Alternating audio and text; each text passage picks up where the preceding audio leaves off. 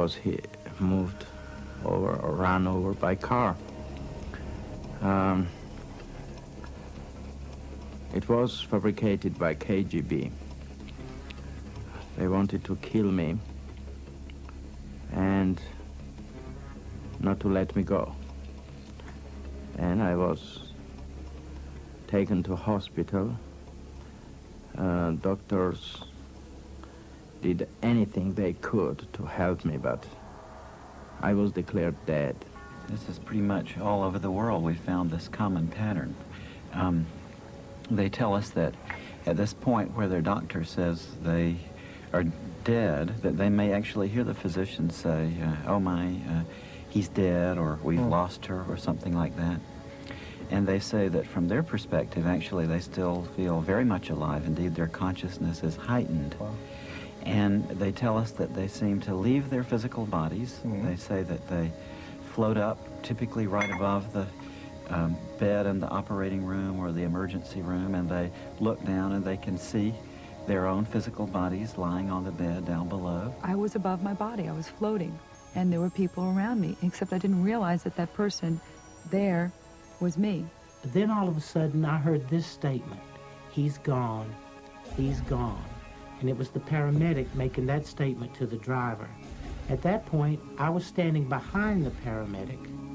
I was watching him work on my body.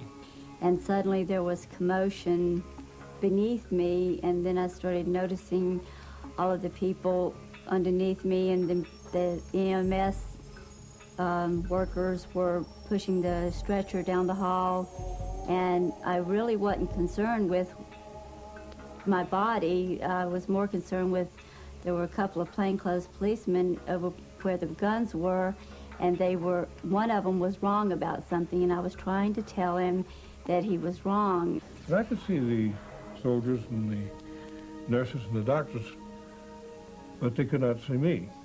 And I went from ward to ward, bed to bed, trying to find a soldier that I thought that looked like me lying in the bed. I was becoming more and more desperate because, as I say, I could see these human beings, but I could not communicate with them. Finally, I went into this little isolated ward room. And sure enough, lying in the bed with the sheet pulled up over the head was this body that I had to recognize as me because it had my fraternity ring on its finger. And there was this slight buzzing at the ear, and I felt myself pop out of the body. I don't know how I came out. I was just suddenly out of the body. And I sat down on the head of the bed a minute to look around. Then I felt myself float up to the ceiling, and I was looking down, and he said, she's gone, and I couldn't believe it, and I thought, well, who's gone? And I was trying to look down to see, and I felt presences with me. Guardian angels is what they were, but I called them guides. I was suddenly looking at this light that seemed to be in the corner of the room, but the first thing I thought was, where did you come from? And she said, I've always been here, but you weren't able to see me before. The reason I use she is because she emanated feelings of selflessness, love, all-consuming love, understanding, kindness, and those were attributes that I thought of as being feminine. After a while in this, they say that they begin to feel an indescribable feeling of bliss, that it's something that transcends words, that we can't put it into the language that we have in everyday life. One man, for instance, told me that although he was in great pain in his chest prior to leaving his body, as soon as he left his body, that he was overcome with a tremendous sense of joy and peace, a kind of ecstasy. There was absolute freedom of your soul and body, and this amazed me.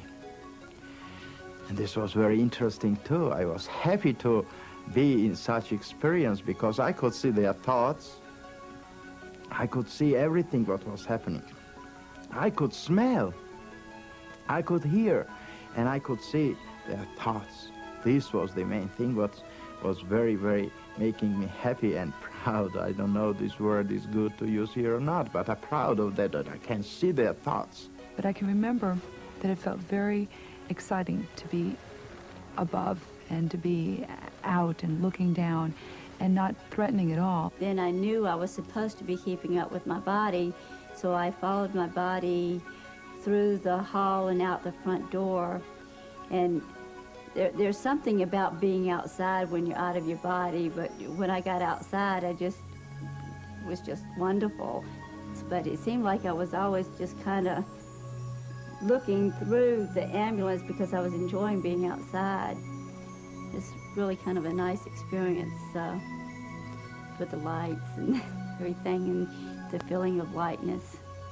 As I have come out, I'm in no pain, but I'm also just free of everything. I'm no one's wife, mother, or daughter. I'm just myself alone.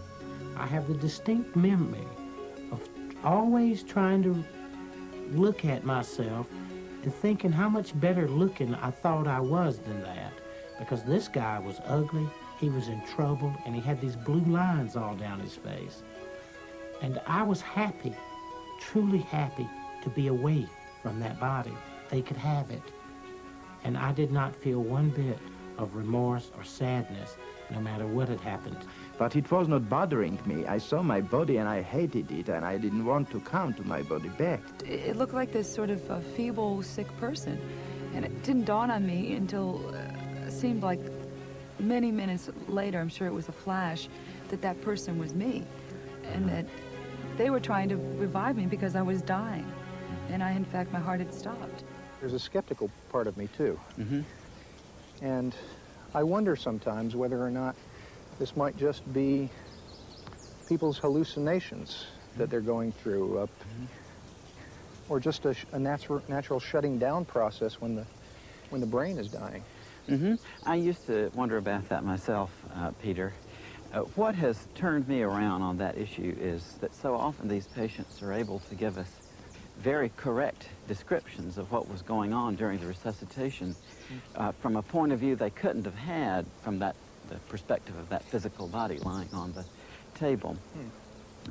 For instance, my friend Kim, who works at a medical university out west, was telling me that she was involved in resuscitating a young patient named Maria.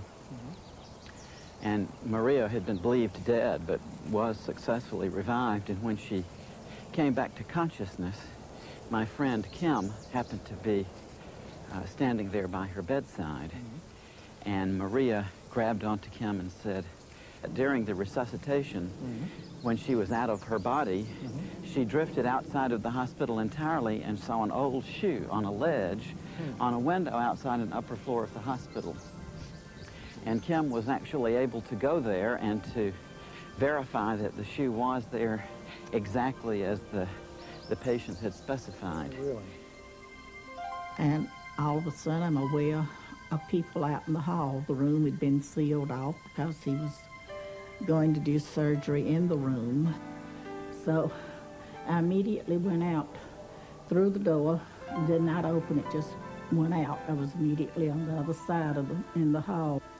But I go up to my daughter and I try to make her hear me. Kathy, go home and change your clothes. I couldn't make her hear me, so I went to her dad. And I said, Judd, take Kathy home, change her clothes. She shouldn't be out like this. While they were in the hall, and I was trying to send them home, a brother of my husband's came up. And he was talking to him, and he had gotten worried to come. And one of his neighbors was also in the hospital, and he came up and started talking to my brother-in-law, wanting to know what he was doing at the hospital and what he was going to do that weekend. He said, well, it looks like my sister-in-law was going to kick the bucket, and I was planning to go to Athens, but I'll stick around now to be a pallbearer. Later, I was also able to talk to him. He did want to admit